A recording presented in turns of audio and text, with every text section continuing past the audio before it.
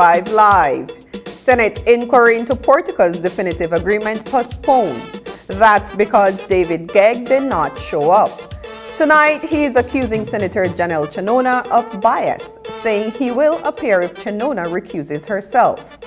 2 days into the SOE, and already a Belize City woman says her rights were violated when police officers barged into her home. Her story tonight. We'll bring you a first-hand account on the crisis plaguing Haiti. Alexandra Pierre shares her story from Haiti to News 5. These stories and more coming up on News 5 Live. This plan, I can't leave this plan. Smart Belize. Hey there, smart thinkers. We're turbocharging your mobile experience with Smart's powered up postpaid plans. Imagine a world where your data speeds flows faster than ever. Well, guess what? We've cranked up the dial and unleashed the postpaid power of Smart's lightning fast LTE data on all our postpaid plans. That's right, no speed bumps, more data. It's like having a limitless highway of data speed at your fingertips. Whether you're a lone ranger with an individual plan or a squad rolling with a group plan, everyone gets to surf, stream, and share at enhanced full high-quality speed. Switch to Smart's powered-up postpaid plans today and ride the wave of postpaid power. Visit any Smart showroom or smart-bz.com for details and make your mobile experience smarter and faster. Smart, bringing people together. I know I can't leave this plan. I can't leave this plan.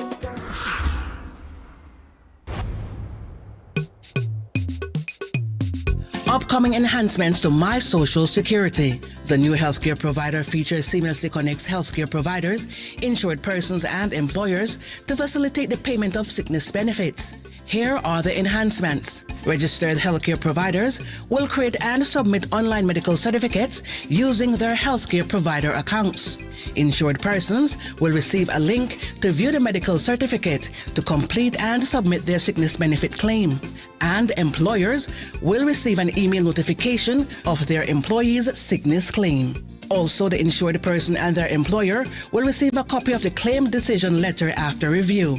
Healthcare providers, insured persons, and employers are encouraged to create a portal account to access and benefit from these new services on My Social Security at ssbportal.org.bz. My Social Security online portal.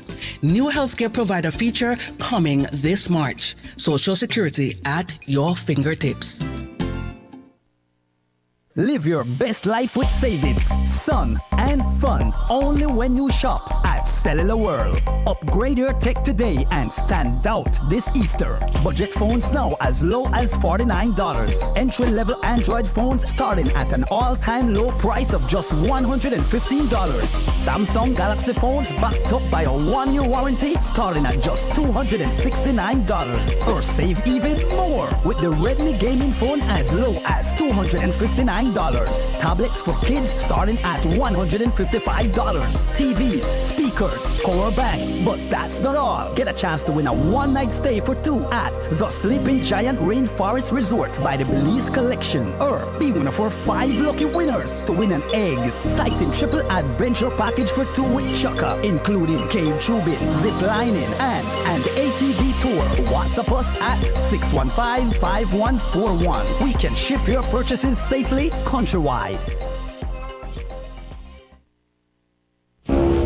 Back in January, when Briceño and the PUP government, under pressure from cane farmers, hurriedly struck an agreement to prevent major public discontent going into the municipal elections, opposition leader Honorable Shine Barrow described it as nothing but a quick fix to a long-term crisis. Merely putting not even a band-aid, I would say a transparent tape that we can all see through on a gaping wound.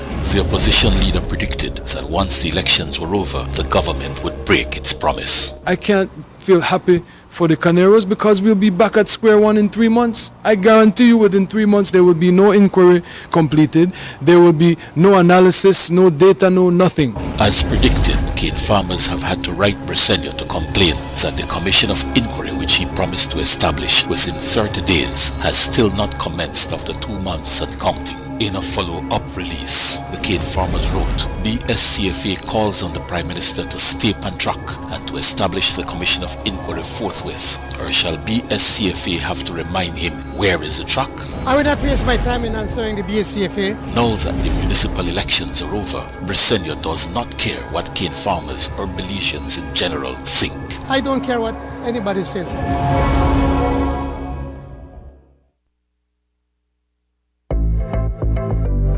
We all know about the phasing out of single-use plastics and the enactment of pollution from the plastics regulations.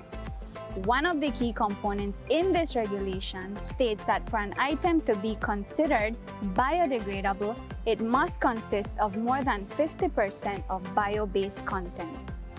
Here, you will find out how the Department of the Environment determines what items meet the criteria and what equipment is being used to guide that process. Since 2019, the Department of the Environment has been working with CIFAS in doing microplastics. Through this project, CIFAS has donated 2 microscope Fourier transform infrared spectroscopy equipment to strengthen capacities on monitoring and enforcement to reduce marine litter and plastic pollution. The FTIR can be used to identify unknown materials. The Department of the Environment will use the equipment to determine the composition of single-use plastics and biodegradable products to enforce the environmental protection, pollution from plastics regulations. While we have a long way to go with the implementation of the pollution from plastics regulation, having this equipment is one step closer. For more information on what's being done about biodegradables and ways you can help, visit our website at www.doe.gov.bz.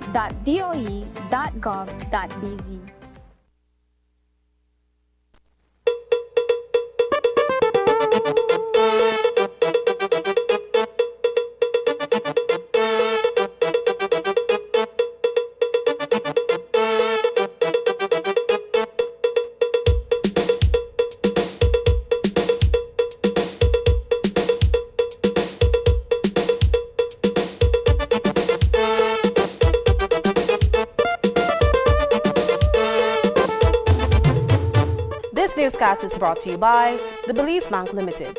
Our country, your bank. Good evening. Welcome to News 5 Live for Wednesday, March 27th. I am Annalyn Apolonio. The Senate inquiry into Portico's definitive agreement that was scheduled for today was postponed, and the notification from the National Assembly building didn't give a reason for it. However, the principal of the Port of Magical Belize project, David Gegg, who was expected to give testimony at the hearing today, did not attend. Gegg says that the invitation was found on his driveway by his assistant and addressed to his late father, Edgar Gegg. He also wrote a letter to the clerk of the National Assembly, Eddie Webster, about the senator leading the inquiry, Janelle Chanona.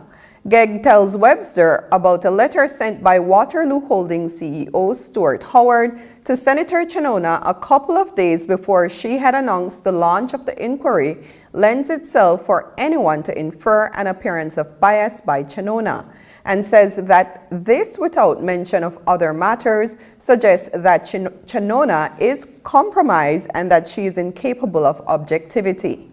In the letter, Gegg cast criticism on Chanona and opined that no objective Belizean would believe the timing of the letter from Waterloo was merely coincidental. Gegg wrote that he will not subject himself to questioning by anyone who he thinks is biased. Gegg said that he is prepared to appear before the committee, but on the condition that Chanona recuses herself. He also took a jab at the committee for referring to its own communication as an invitation instead of a summons. Gegg indicated that he needs notice 3 days prior to appearing before the committee to give him time to consult with his attorneys. News 5 tried to reach Chanona for her reaction to Gegg's letter, but we did not get a reply. A Cesar Ridge resident visited our studio today to make a complaint against the Belize Police Department following the enactment of state of emergency in Belize City. The resident, Ashley Flowers, says she opened her door at around 6 a.m. on Tuesday after hearing police officers out front. Flowers says she was unaware that a state of emergency had been declared, so she questioned the intentions of the officers and sought to cooperate with them. She alleges that 2 officers physically assaulted her, pulled a gun at her boyfriend who was taking a shower, and then left without detaining anyone or finding anything illegal. Here is what she told us. Another point going out of Hifa. Another point going out of Hifa. No, point no going out of nobody front of me. And I don't stop me. You know what is that? Let's come, move up front of me. Move up front of me. All right. Move up. While I had them entering into the home, I asked, I told them morning and I asked like, what's going on? You know, if anybody that they look for, if I could help them. So no reply, just one lady answer, who are you, Olivia? So I was like, well, my son, my granddad, and my boyfriend. But I could really know that we're really going or finna look for somebody. Who their boy, where boy name? So I was like, he was in the bathroom, he's taking a shower, but I just want to know where they're going. No answer. That's when one of the officers started kicking. He started kicking on the door, and they managed to stamp open the door. My boyfriend me just get haul up his pants. He didn't even had no boxes or anything like that. Well, they kick open the door, they hurry ball out, hands up, put up a hand.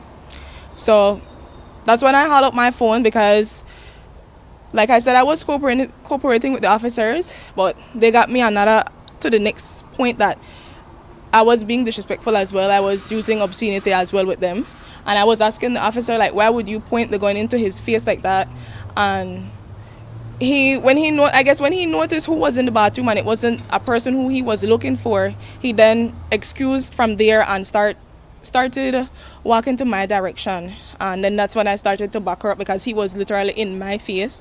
I didn't know it was a state of emergency until the fact of he hauled my phone from out my hand, started choking me and asking me if I know what is a state of emergency.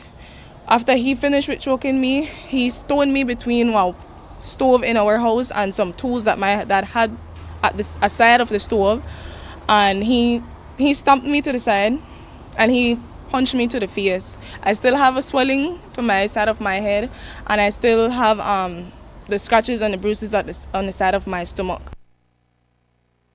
Flowers told News 5 that she sought medical attention for her injuries and is currently on painkillers. She also alleges that a female police officer squeezed her shoulder with force and only let go when she informed them that she suffers from a heart condition.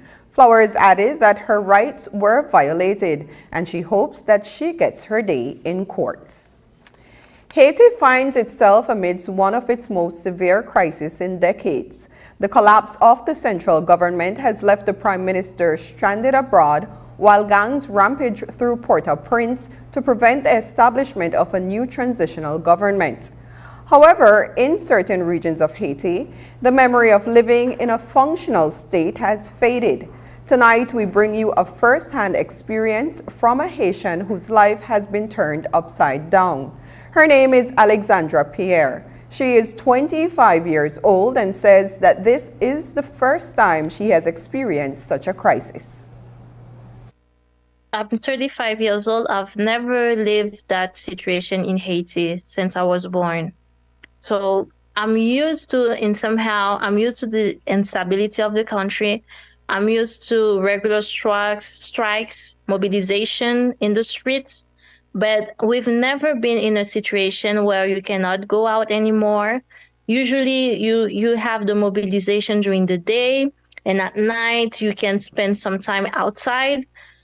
Even though you don't have mobilization, everybody's so afraid. So the streets are empty. And even during the day, everybody is afraid. So when you don't have mobilization, you're so scared that you don't go in the street just in case there is mobilization. And everything is closed right now in Haiti. The main infrastructure, schools are closed. They are online. Hospitals are closed. So the pharmacy are closed. So you're afraid if you have any kind of injured. If you are in any way injured, though you don't have the basic support for your health. So that's the situation right now in Haiti. And every time you hear shooting, you're so afraid, and it's so regular right now. So even though sometimes the person is testing is done just in case to be able to preserve itself in case of any attack, and then when you have to go to the bank, I was telling you yesterday that I couldn't have the meeting because Monday is when you go to the bank. You spend 5 hours in the line, and then you cannot even have the amount that you request to the bank. Every time you go, you can only have $100. Due to the instability of the currency, the Haitian currency, most of us going in and out of Haiti, we keep our savings in US dollars. It's a more stable money, and then you can change it to buy your groceries. So that's why I have my savings in US dollars, and you can only have $100. So each week you spend 5 hours in the line to get $100 when the bank is open. Approximately 200 armed gangs hold sway over Haiti's capital, Port-au-Prince. They are wreaking havoc by burning police stations, releasing thousands of criminals, and perpetrating kidnappings and killings that force residents to flee their homes. They have pillaged hospitals and halted commerce. Persons have been fatally shot, decapitated, and burned in the streets. The violence is intense, and according to Pierre, it is not something someone forgets so easily. Well, it's not something that you can get over. It's the violence, and then you're just trying to live with that violence because you have no choice. It's either the gang or the inhabitants. So this is the situation. And then I'm not telling that they didn't do it right for cutting heads. I'm not telling that it's just a chaos right now. It's difficult to have some kind of to to stick to some kind of morality and say, okay, this is, you should preserve life, you should preserve dignity. It's just, you should preserve your life. So, and then this is, I think, it is the violence, it's the way they have killed the gang members for me. And this is the most cruel part. I've ever lived in Haiti. And I live in the island. It's been 35 years. Sorry. And then the prices are higher as well, because with the gangs in every in the main entrance of the capital, so you don't get the fruits as you used to, you don't get the rice as you used to. So even the money that you get, that you have, it has so much pressure on it, then it's not enough, right? Anyone can live with only $100 per week. And we are three in my family, so we are three on this $100. So this is a situation, and I'm very sad. The Statistical Institute of Belize held a press conference today to present its GDP estimates for the fourth quarter of 2024, as well as the Consumer Price Index, external trade statistics for February 2024, and the Consumer Confidence Index. Also shared was the breakdown of the Multidimensional Poverty Index, which is a measure of poverty across various dimensions of well-being, such as health, education, and employment, and living standards. News 5's Brittany Gordon reports. According to the Statistical Institute of Belize, the economy grew by 3.2% in the fourth quarter of 2023. This growth was attributed to the tertiary sector, which observed an 8.8% increase of about $70.3 million in comparison to the fourth quarter of 2022. SIB credits this growth to the strong performance of the industries within the service sector. The tertiary sector went from $797.1 million in quarter 4 of 2022 to $867.4 million for quarter 4 of 2023.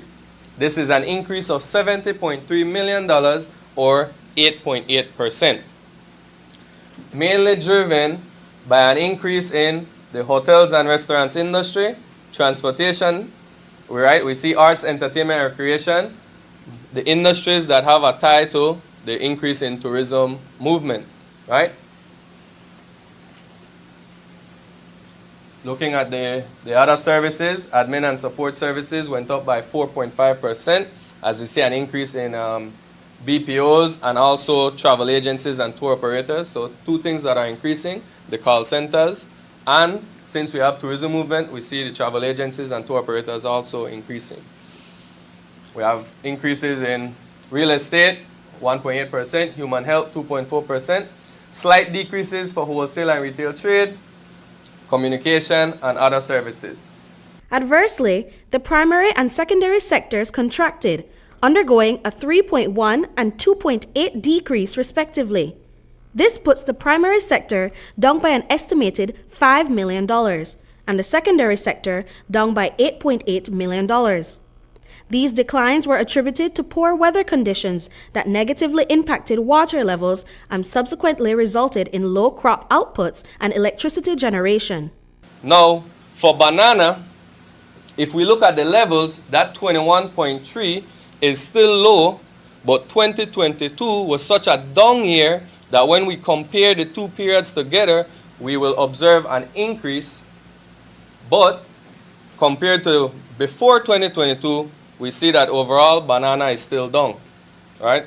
So we will have that trend for most of the crops, that for the entire year, if we look at the sum of it, it will be down due to the weather conditions for most of them.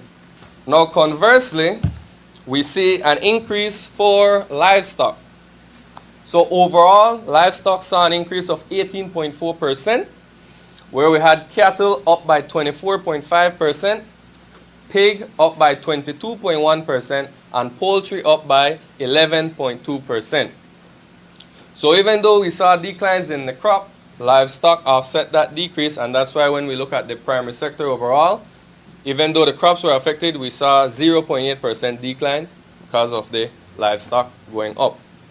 External trade reports from February 2024 revealed an increase of 13.7% of imports and an 8.1% decrease of domestic exports.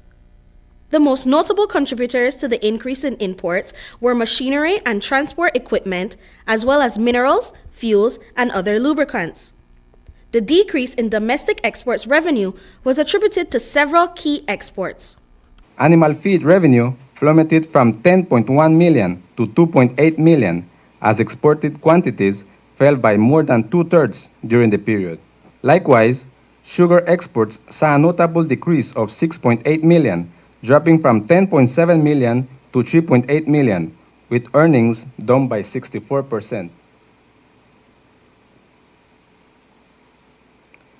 Reduced exports of lobster products and shrimps during the period led to a 3.8 million decline in revenues from marine products, dropping from 7.1 million to 3.2 million.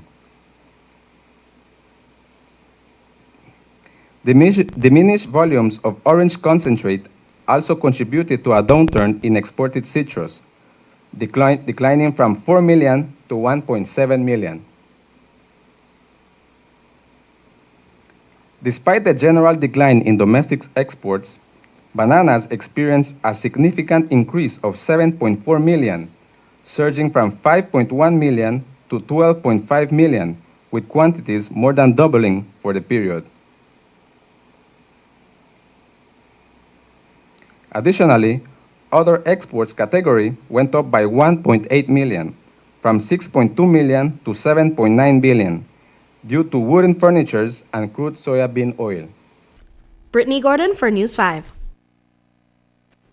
The Consumer Price Index shows that Belize experienced a 3.9% increase in the cost of basic goods in February 2024. As observed throughout 2023 and into early 2024, higher food prices were the primary contributor to the overall inflation rate, followed by prices for restaurant services and home rental costs. The effects of the increase were slightly offset by the price of motor vehicle fuels, liquefied petroleum gas, and international airfares, which were all lower than they were in February 2023. Statistician Melvin Perez explains. So now looking at the major categories affecting the cumulative inflation rate of 4.1%, first, we have the food and non-alcoholic beverages category with prices increasing by 7.5%. And I must mention that this was the main contributor to the overall increase. It was followed by the restaurant and accommodational services with prices increasing by 12.6%. Then we had the housing, water, electricity, gas, and other fuel with prices increasing by 2.1%. Now looking at the last category in our list, we have the transport category, which recorded a decrease of 1.8%. So now that we have identified the major categories affecting the cumulative inflation rate, we will break down each one of them to see what contributed to the increase or decrease within the category. All right, so first let's look at the food and non-alcoholic beverages category with prices increasing by 7.5%. The food subcategory alone was the main contributor in the category, increasing as prices rose across all types of food items such as cereal products, fresh fruits, vegetables, dairy products, meats, and cooking oil.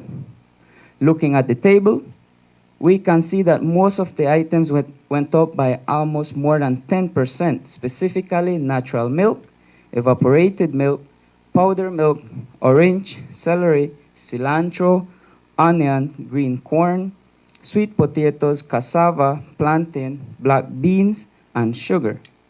Nonetheless, there were lower prices recorded for some items, such as flour, lime, cucumber, and sweet pepper. Now looking at the first 2 months of the year of 2024, we can observe how food prices decreased from January to February. While looking at the same period in the year of 2023, we can observe an upward trend in food prices. So but when we compare the cumulative inflation rate averaging both January and February of 2024 to the same period of the year of 2023. Coming up, FCD says road in Chiquibul built by wealthy Guatemalans.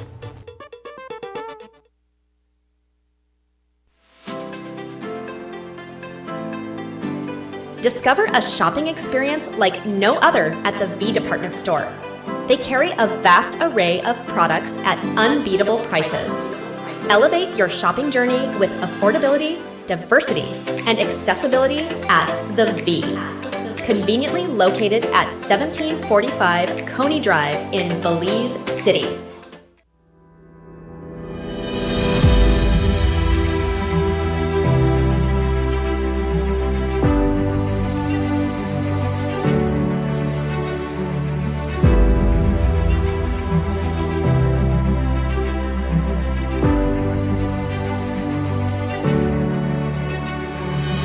Well, my name is Ismael Florian. I work at Caribbean Sprinter. I'm the station manager for Keycocker. I downloaded DigiWallet since at work we use it, and my boss actually was the one that told me to download DigiWallet. I use it every week, especially to buy top-up and now and then to buy groceries.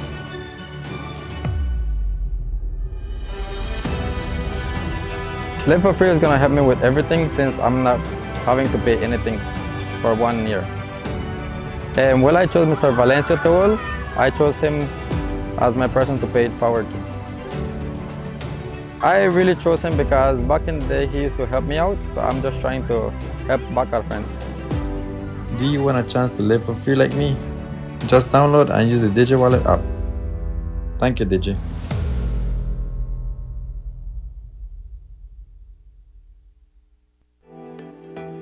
$2,251,000 slices of watermelon are eaten by tourists each year in Belize, benefiting local farmers and processors directly. Tourism means business.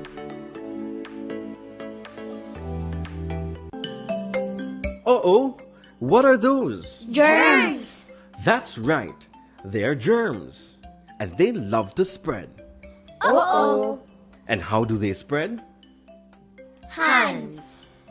Germs can spread everywhere from hands. And from hands, food, toys, other hands, and faces. Yuck! Germs make people sick.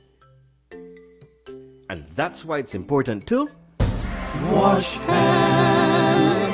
Hooray! It's important to wash your hands, so follow these steps to do it right. 1. Turn on the water and wet your hands. 2. Use soap to lather your hands and scrub. 3. Rinse your hands completely. 4. Now that your hands are clean, use a paper towel to touch the handle and turn off the water. 5. Dry your hands with a paper towel. Hooray! Follow these steps every time and you'll keep germs away. So remember, the best way to fight germs is to wash hands.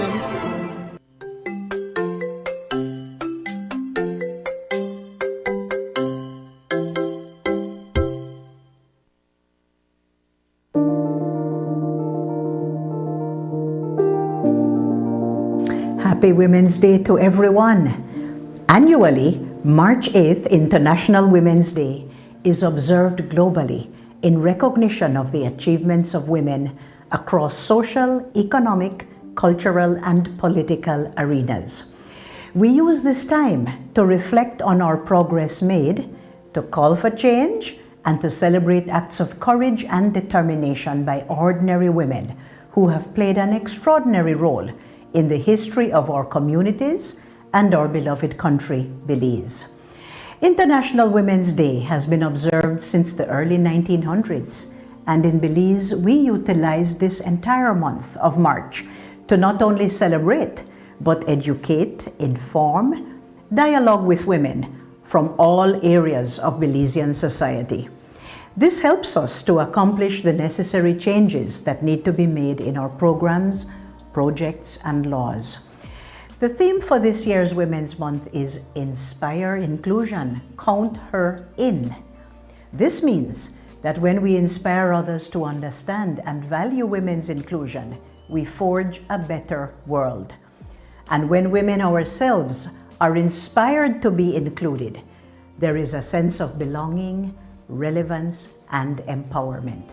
Women must always be counted in. Over the past year, government has made significant changes to improve the women's agenda. There have been changes in legislation, such as the Families and Children's Act, as well as the strengthening of the proposed anti-sexual harassment legislation. The National Women's Commission is now a statutory body, giving it the legal mandate of advocating, promoting, monitoring, and reporting on gender issues in Belize. Empowering women is a big responsibility, but it is also vital for gender equality. Furthermore, society benefits when women are treated with dignity and respect.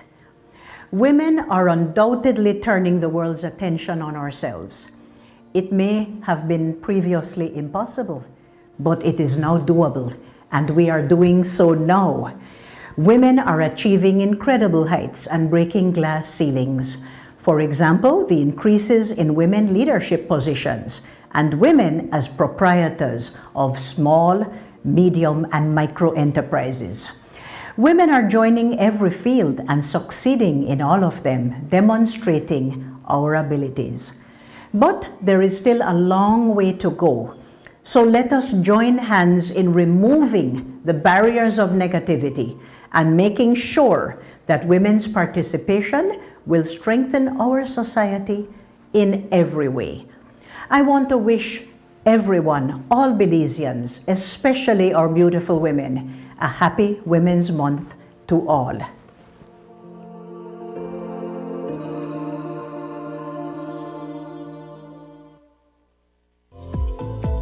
Unwrap the joy of crystal clear picture and sound from Iowa, the brand that offers you affordability and exceptional quality.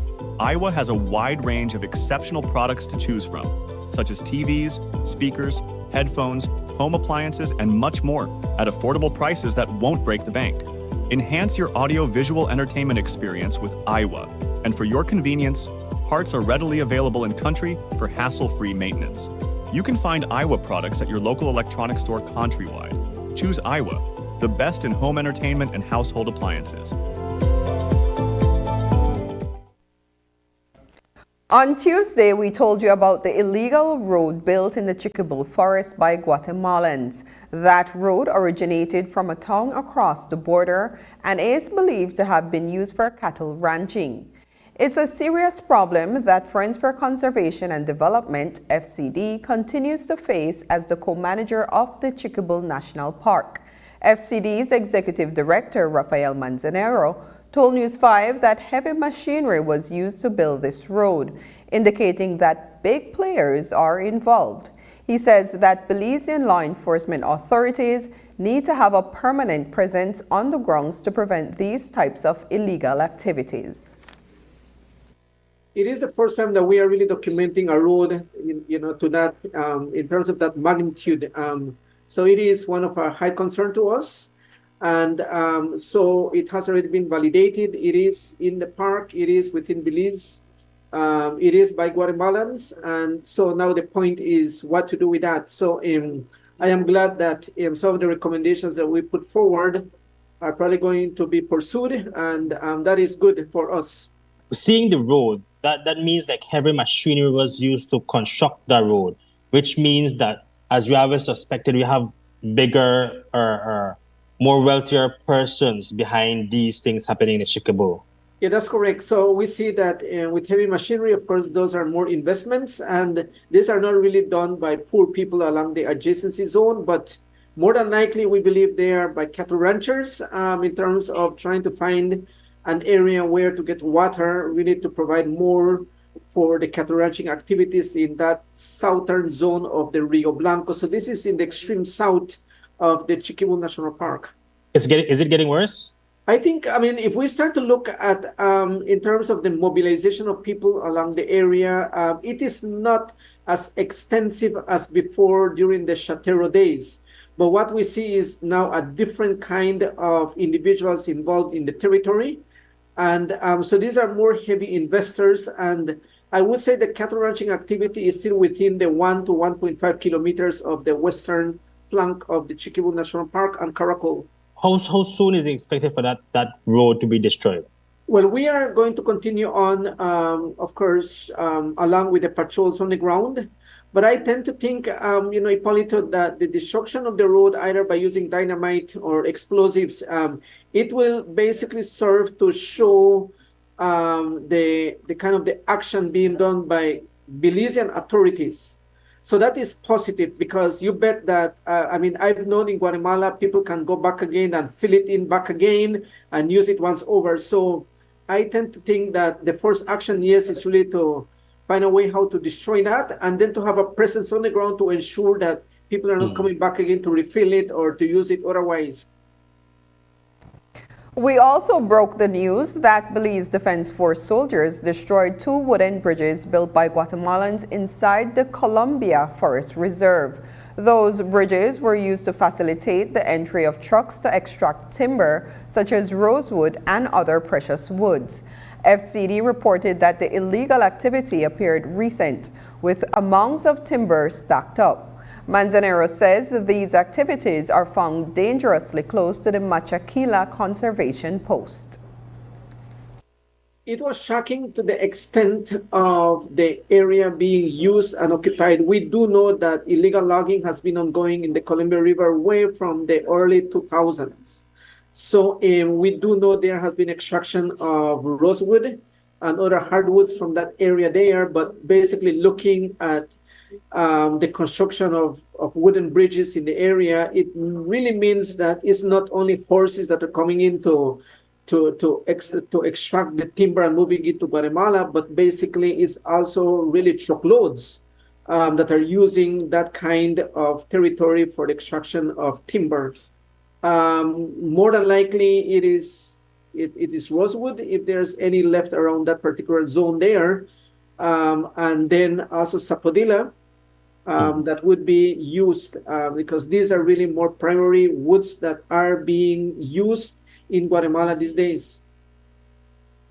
According to Manzanero, 2 cabinet ministers participated in a flyover of the Chiquibul Forest. Minister of Defense and Border Security, Florencio Marin Jr., and Minister of Sustainable Development, Orlando Habet, saw firsthand the devastation happening in the Chiquibul.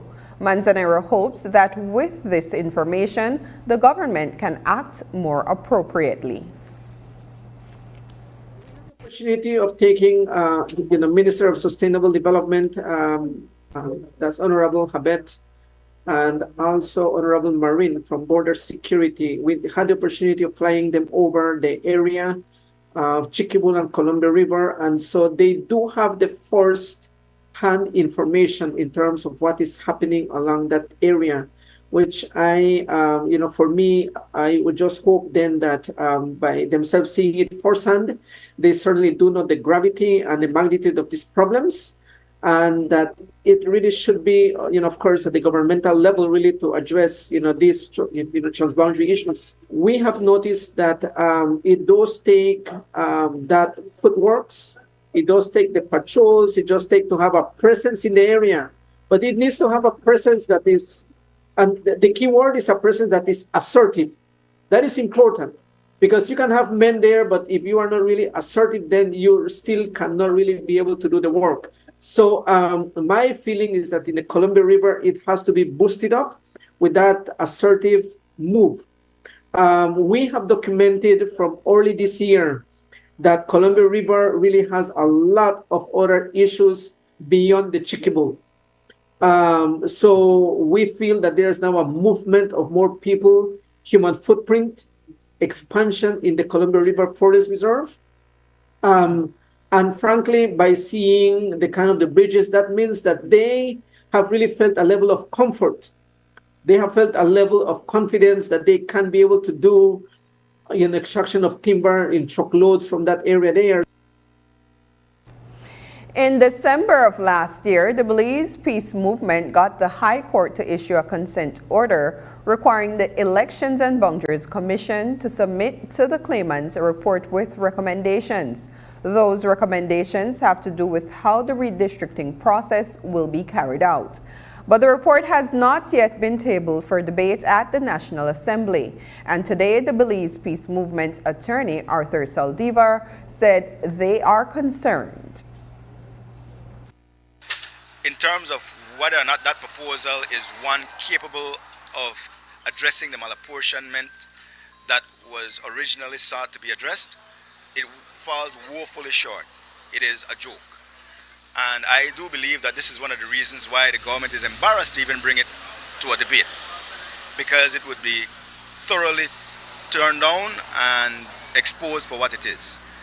100% exercise in gerrymandering, where you're talking about bringing people from Kikaka and making them a part of a constituency in Belize City, where you're talking about leaving all of these constituencies in Belize City that are now really and truly obsolete and obscure in relation to their numbers.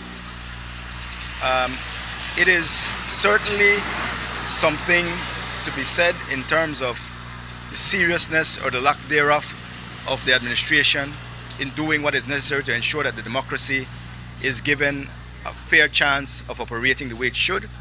But not only that, it is telling every person in this country who is of a mind to do things against the law that you have a government that supports you. The order was negotiated in good faith between both parties, and it was signed off on. Where it is signed off on, there's an expectation, a legitimate expectation, that what was agreed to would be carried through. In the least, you can debate that nonsense that is tabled before the National Assembly, vote it down, and let election boundaries be put back to do a proper job.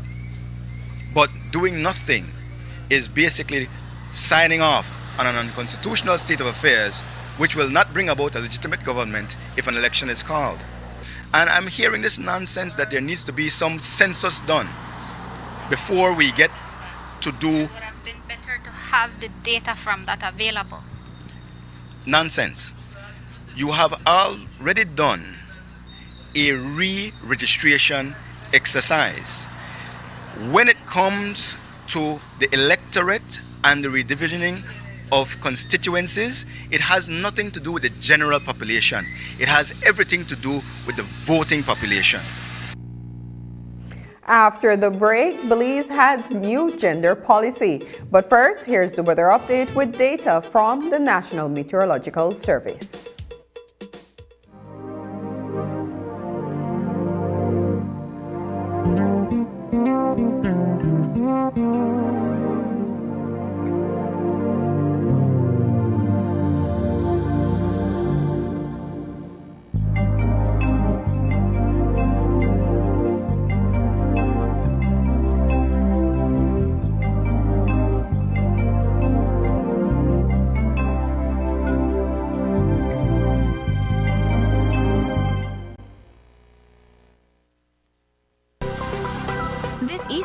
Indulge in the ultimate getaway with San Pedro Belize Express Water Taxi. From March 29th to March 31st, embark on a journey to Belize's most spectacular destinations, San Pedro and Key Cocker.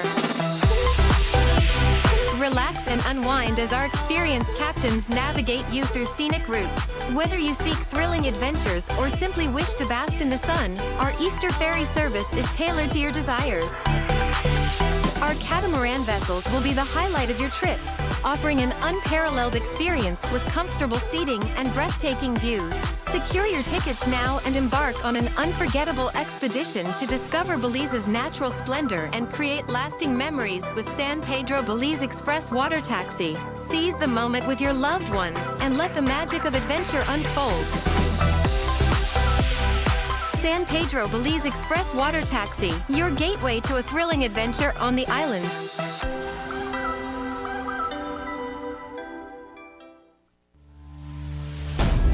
On March 1st, the Air Wing of the Belize Defense Force successfully concluded night exercises designed to test the speed of its response time to nocturnal alerts. With a fleet that now boasts aircraft equipped with state-of-the-art long-range cameras, the BDF Air Wing stands ready as never before to execute vital intelligence, surveillance, and reconnaissance missions from the skies at all times. The Ministry of National Defense and Border Security, committed to enhancing the operational capabilities of our defense forces.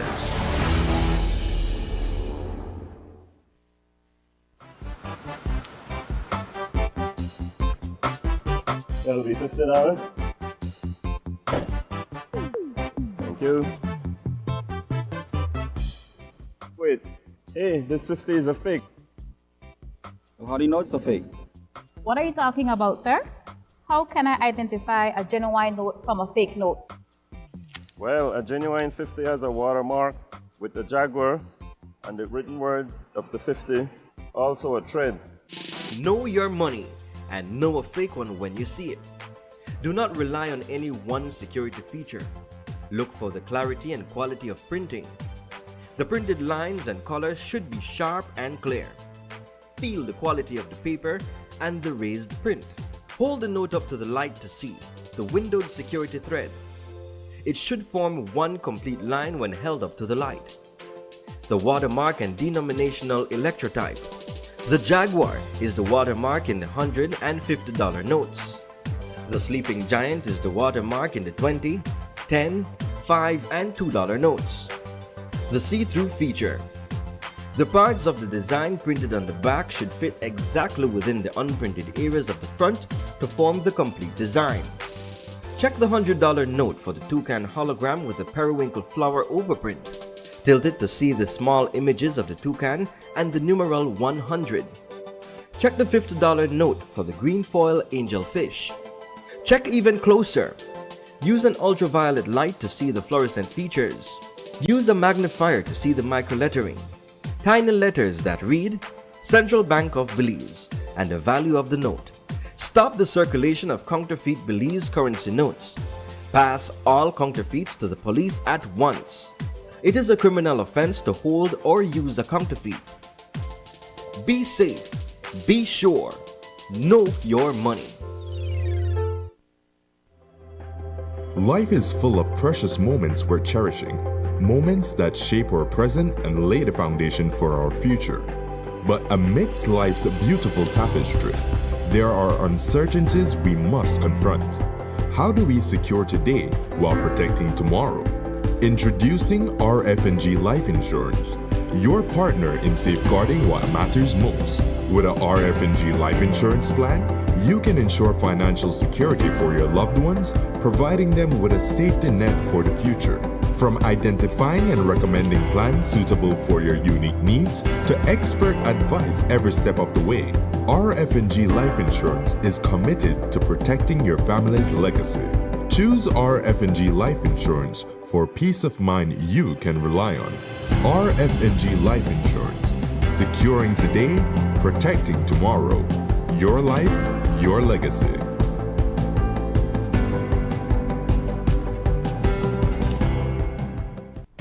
This plan, I can't leave this plan. Smart Belize. Hey there, smart thinkers. We're turbocharging your mobile experience with Smart's powered up postpaid plans. Imagine a world where your data speeds flows faster than ever. Well, guess what? We've cranked up the dial and unleashed the postpaid power of Smart's lightning fast LTE data on all our postpaid plans. That's right, no speed bumps, more data. It's like having a limitless highway of data speed at your fingertips. Whether you're a Lone Ranger with an individual plan or a squad rolling with a group plan, everyone gets to surf, stream, and share at enhanced full high-quality speed. Switch to Smart's powered-up postpaid plans today and ride the wave of postpaid power.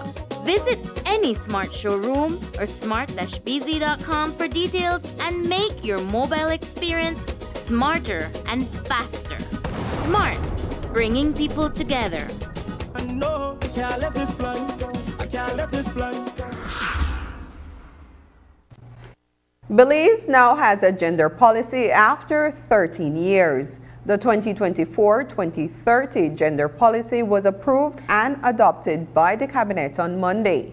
Consultations were held with the various stakeholders over the past 3 years, and according to the chairperson of the National Women's Commission, Thea Garcia Ramirez, the policy is an overarching one that addresses marginalized groups. Well, there's 6 main areas of priority: health across the life course, education for life and lifelong learning, wealth and employment creation, gender-based violence, power and decision making, and organizational strengthening. Those are the 6 pillars that we are working with this gender policy, and we are hoping to make strides and efforts generally in empowering women, in ensuring not only equality but in equity.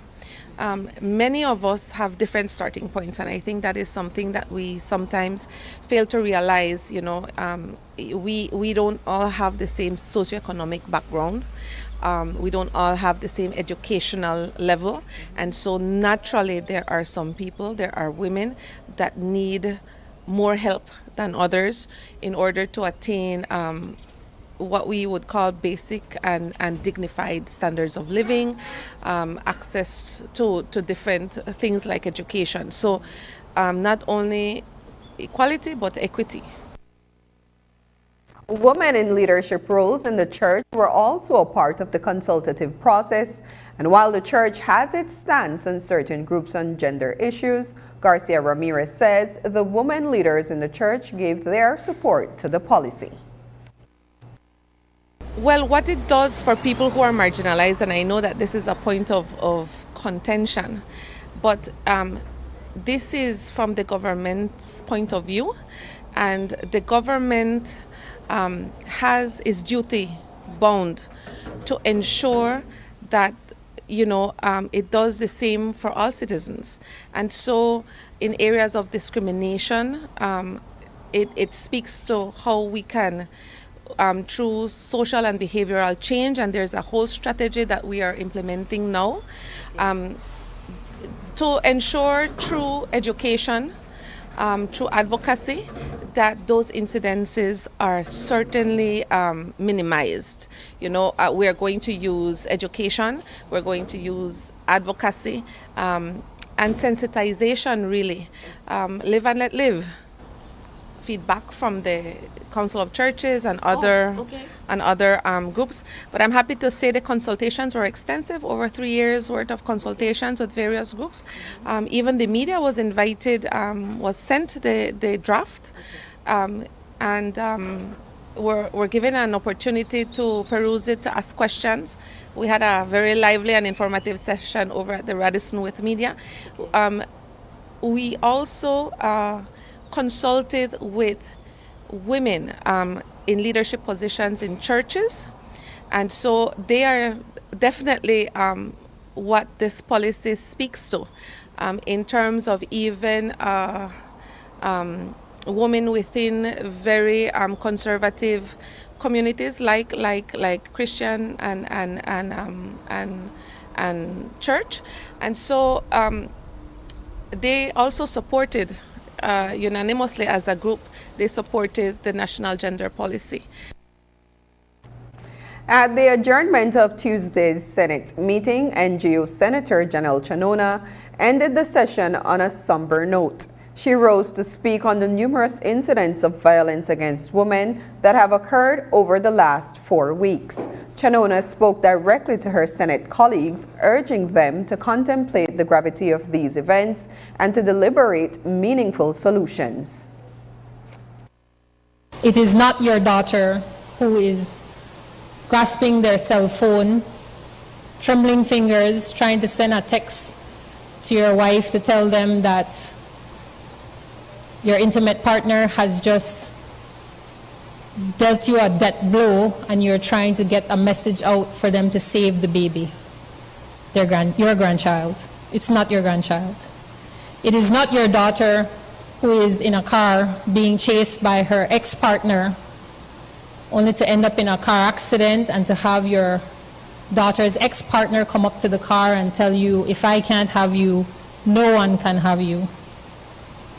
It is not your daughter or your sister who has been killed by her internet partner only to have him turn the weapon on himself and commit suicide.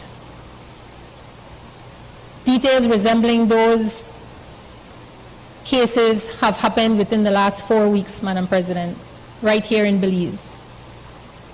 That is the reality we're facing.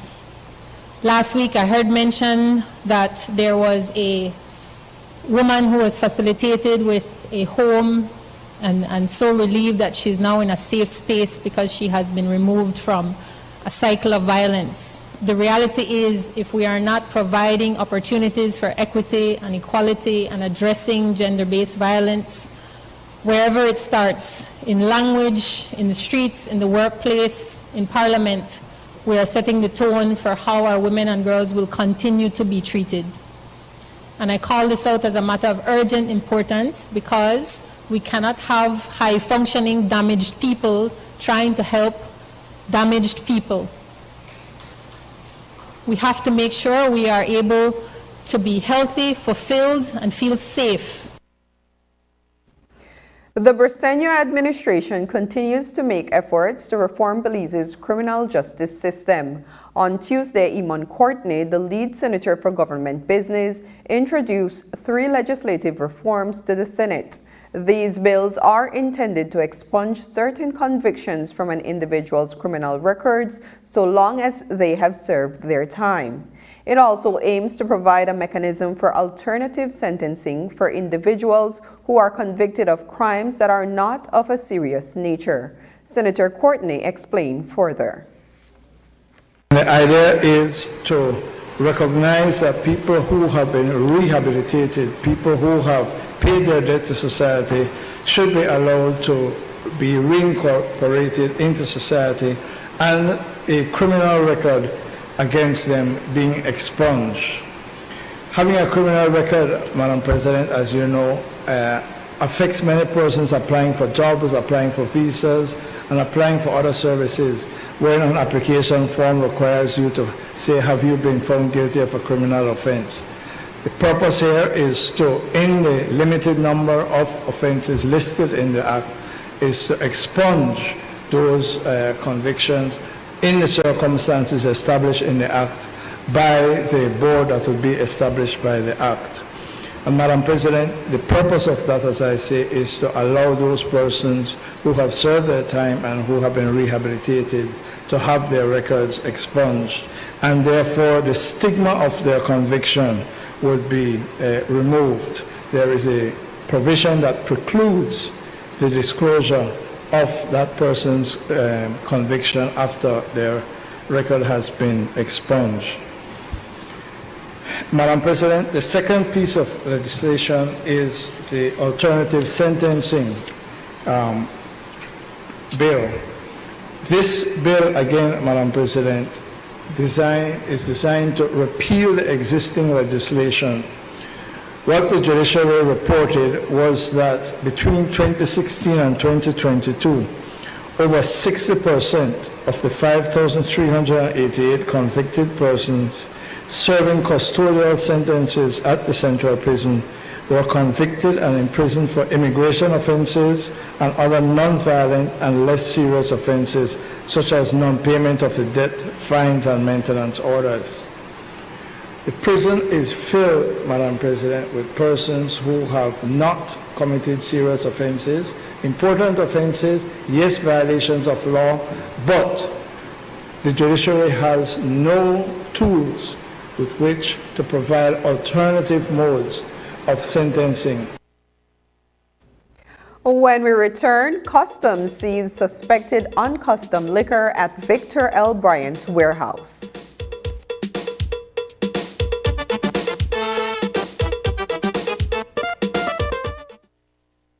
At the Oasis, we believe in the art of celebration. Our exquisite range of wines adds a touch of elegance to every celebration.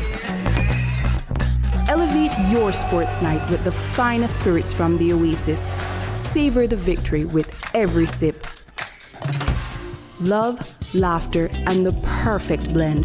Whether it's a romantic evening or a casual get-together, our spirits set the mood. The Oasis is your destination for all occasions. Visit us today and discover a world of taste, quality, and elegance. The Oasis, where every bottle tells a story. I know I believe, Jean. Of course, I will make sure the place clean, especially the places then where we treasure. I don't believe, Jean. Of course, I have a bag for my garbage in my car. I don't believe, Jean. Of course, I believe that all of we should do for we part to protect the environment. I don't believe, and of course I teach my picnic from small enough to throw garbage on the ground. I don't believe, and of course, on and off the court, we unite as a team to keep Belize clean. As Belizeans, let's trash the habit and not the beauty. My name is Leomar Langzert and I'm a teacher and I bank with Belize Bank Independence Branch. What I enjoy is the safety features that the app offers. I have a sense of not having to worry or be concerned about somebody finding my password and username to sign in the application because of the use of the one-time password. And another feature that I love, that I use the most, is how the app synchronizes with my fingerprint on my device. I enjoy the rapid and easy, seamless process to apply for loans through the Belize Bank, and I don't have to be having too much back and forth to visit or take time to visit the bank. They also start to offer the online applications through the app for loan applications, which I believe is very neat. I would definitely recommend Belize Bank to other teachers because one of all the features and advantages that the app offer, with these online that Belize Bank offered, is basically everything that you can do in the palm of your hand. So I would definitely recommend the bank to other teachers.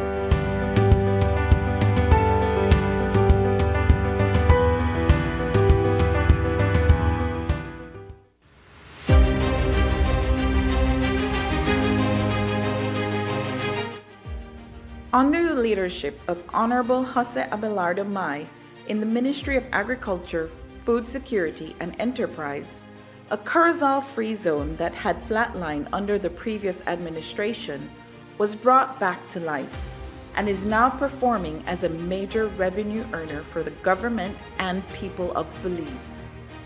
On February 1st, 2021, the free zone reopened with 108 registered businesses and 560 persons employed. Today, there are 309 registered and diverse businesses operating in the zone, with 1,500 persons directly employed and 1,500 persons indirectly employed. From total stagnation in 2020, the Curacao Free Zone generated almost $285 million US in 2023, with 1.3 million visitors. Growth has been sure and steady every year since February 2021. That is real growth with an immediate and positive impact. The Ministry of Agriculture, Food Security and Enterprise, moving forward with leadership that works for our business and commerce sector, for the industry, and for the nation.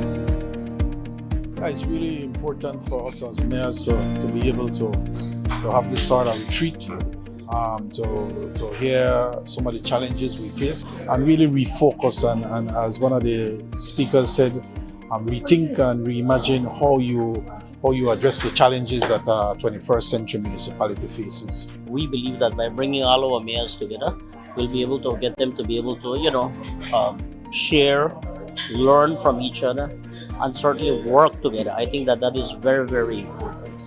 And at the same time, just to remind our mayors, of their responsibilities. It's important for now the mayors to change gears, shift gears from campaigning now to actual work. As I said, keep humble, keep in touch with your people, provide the basic services that people want and need in your communities. And once you do that, once you keep to the basics, people are going to see it, people are going to support you, people are going to pay their property taxes, people are going to see that you're doing a good job. And now it's about working for the people and making sure that we can deliver to our communities.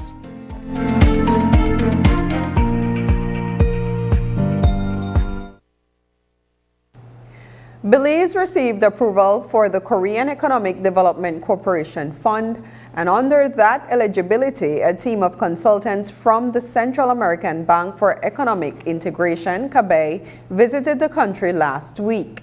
The purpose of the visit was to conduct feasibility studies for proposed projects. These studies focus on the rehabilitation and possible expansion of 3 hospitals across the country, as well as a study to address the need for modernizing the Port of Belize and the feasibility of a bulk port in the country to encourage exportation. We spoke with the Minister of Economic Development, Dr. Osmond Martinez, to learn how these consultations went. The pre-feasibility results or findings have come out from, the preliminary results, I should say, or the preliminary findings from Punta Gorda Hospital. Yeah. And the preliminary results are saying that, listen, Punta Gorda needs new equipment, they need more medical presence, medical doctors there, but also a facility where to host the medical experts. No, in this case, for example, to build apartments for them or a housing system where they can stay. As it comes to KHMH, they are working very closely with the CEO of KHMH, and in Orange Rock as well. The preliminary results are not out so far, but Punta Gorda is the one who is a little bit ahead. It's a priority for the government to work in Punta Gorda and to strengthen the health system there as soon as possible. The Port of Belize, they're just looking at the TOR, and so they're having discussions with the different stakeholders and developing the TOR for feasibility studies. But there have been a lot of studies on the port, and so one of the things that we don't want is more studies. We want solutions and to help solve whatever problem can come out from there. But more important is to have a bulk port in the future where we can position ourselves as a regional hub, because Belize is in very good position in terms of serving the south of Mexico, especially Quintana Roo and the Yucatan Peninsula, and at the same time we can easily become the hub for the Caribbean in certain products, especially when it comes with the movement of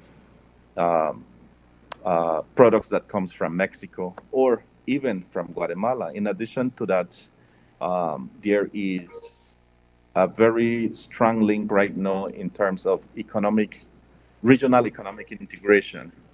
And Belize has to position itself well. And geographically, we are well positioned to be part of the development that it will happen in the Pacific corridor, which will be connecting the Atlantic Ocean, which means that Belize can easily serve as a hub for a cargo distribution into the Caribbean, but also serve the southern part of Mexico. The Customs and Excise Department confirmed via press release that it has seized an amount of liquor from the Victor L. Bryant warehouse in Belize City. The liquor is suspected to be uncustomed and bearing fraudulent supplies control unit labels. The department carried out an operation at the warehouse on Monday. According to the release, the department is currently conducting a detailed exercise to confirm the actual quantity and value of the seized liquor. The department is also working closely with the Supplies Control Unit to investigate the apparent fraudulent labels. In their release, the Customs and Excise Department placed emphasis on the fact that it is an ongoing investigation and that its officers are working diligently to ascertain the extent of the seizure. We will continue to follow this story. Over the last 4 days, Rotarians have been toiling in the sweltering heat to upgrade the playground for the students at All Saints Anglican Primary School in Belize City. The playground was completed and open for play today. News 5's Paul Lopez has the story.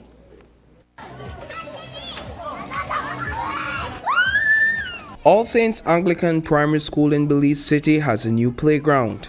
And although students are out on holiday, some of them were present for its grand opening. With the Emmanuel Foundation, to date, Belize City has had 14 playgrounds being put in, this being the 14th one. So thank you very much for coming here and really doing such a great job for our children, our schools, and for our communities. Members of Vegreville Rotary Interact Club in Canada were also present for the official opening of the playground. This is the 9th time that these clubs have collaborated with Rotarians in Belize to rehabilitate a playground. We're very grateful and privileged to come to such a beautiful country. As well, like to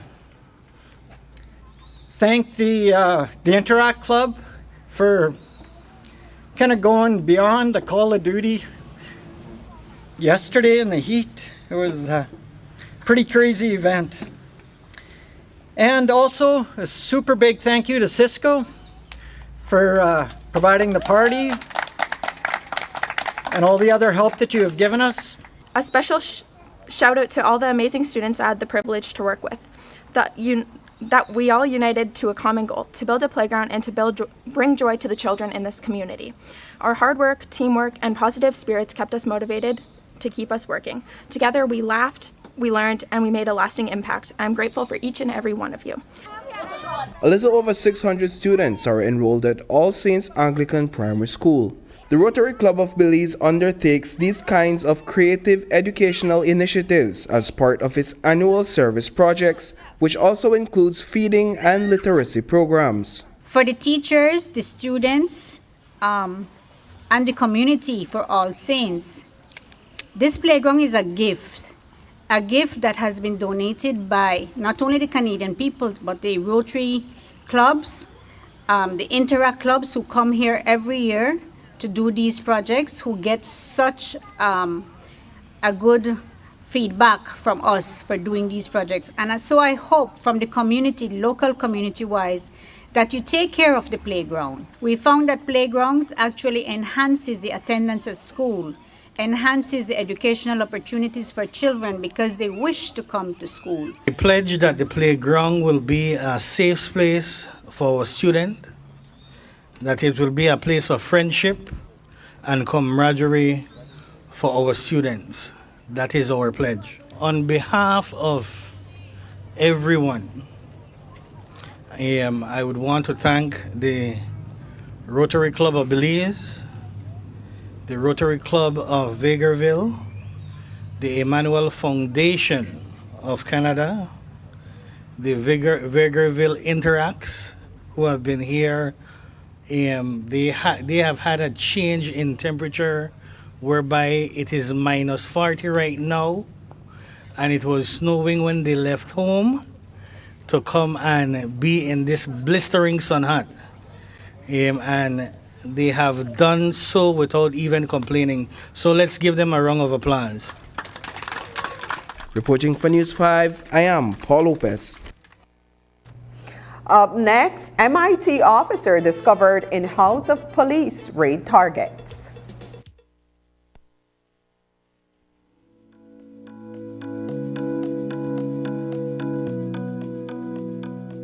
During the amnesty, we discovered that there were lots of people who needed identity services or needed to replace a document in order to get an identity card, which would, the final result would be a social security card.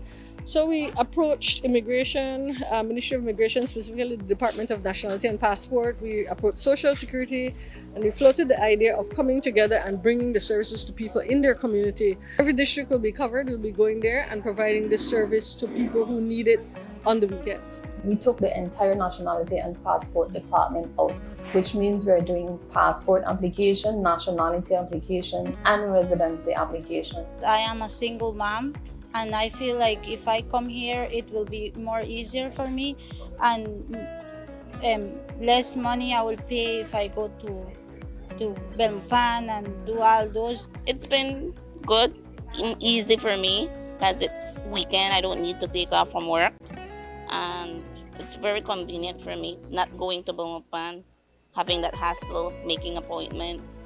So I would encourage everybody to keep in tune and to find out where we are in your respective areas and come out and ask the necessary questions.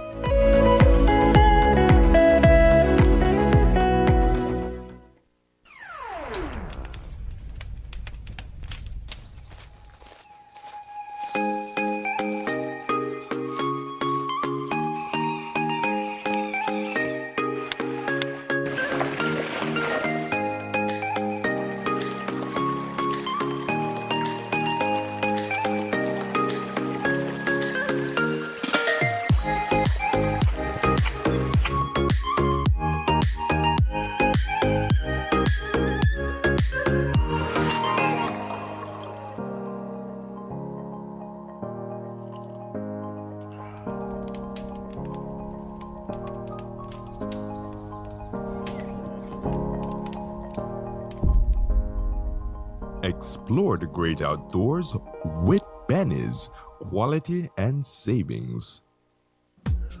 For a premium lubricant when you're on the go, or a premium brake fluid when you need to stop, choose the brand that's built for champions.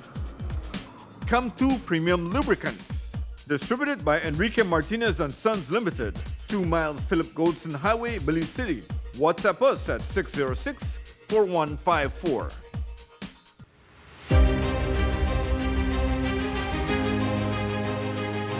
When the new government took office in November 2020, our livestock producers were unable to export their cattle. There had been no assistance with finding markets, no push to provide any help in the industry. Under the leadership of Honorable Jose Abelardo Mai, the Ministry of Agriculture, Food Security, and Enterprise opened our borders and found lucrative markets for our cattle farmers. In 2023, beef exports to Guatemala and Mexico totaled 40,315 head of cattle.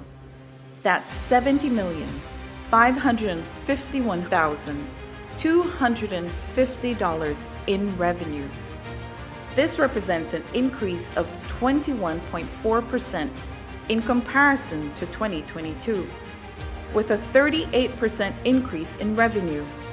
Livestock production has now become a viable and growing revenue earner for the country.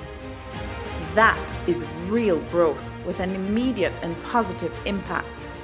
The Ministry of Agriculture, Food Security, and Enterprise moving forward with leadership that works for our farmers, for the industry, and for the nation.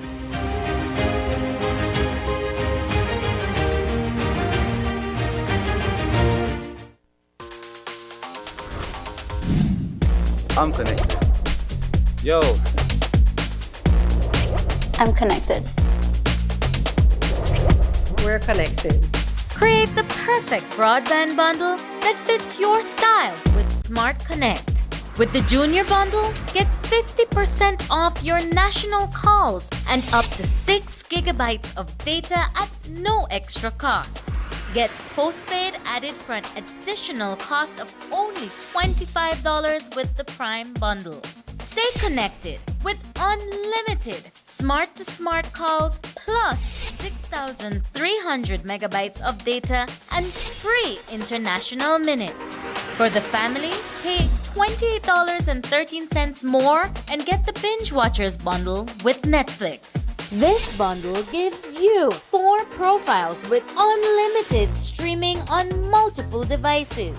Visit a showroom near you to sign up and personalize your own bundle combination with Smart Connect. Smart, bringing people together.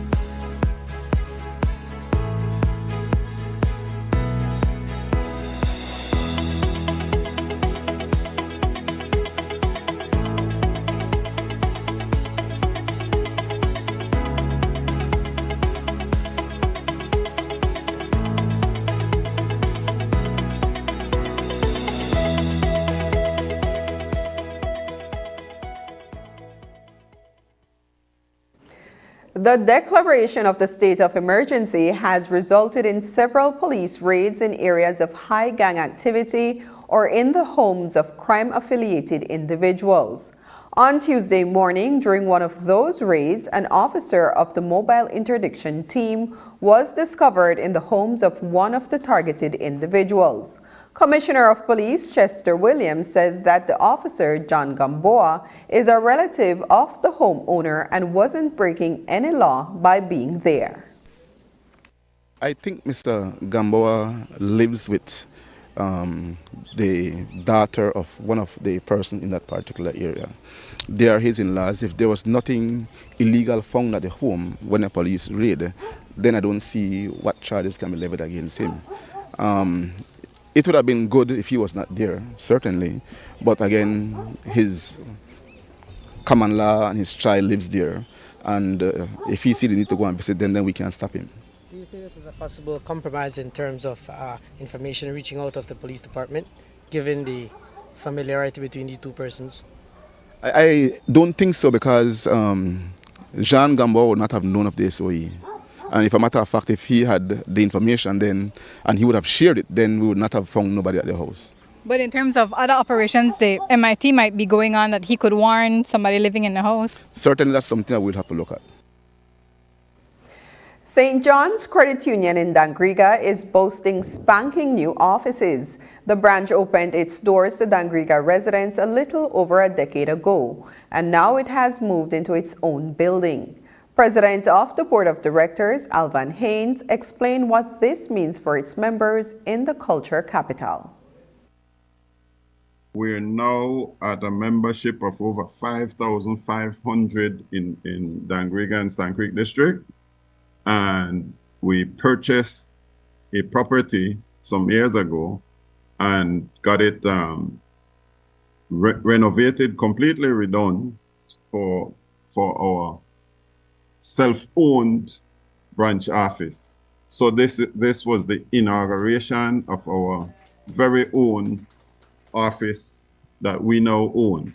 So we've moved from renting to establishing a permanent base in Dangriga town. It means obviously there's a removal of rental costs. Ownership obviously also has responsibilities and liabilities. You've got to maintain your own building, pay taxes, etc.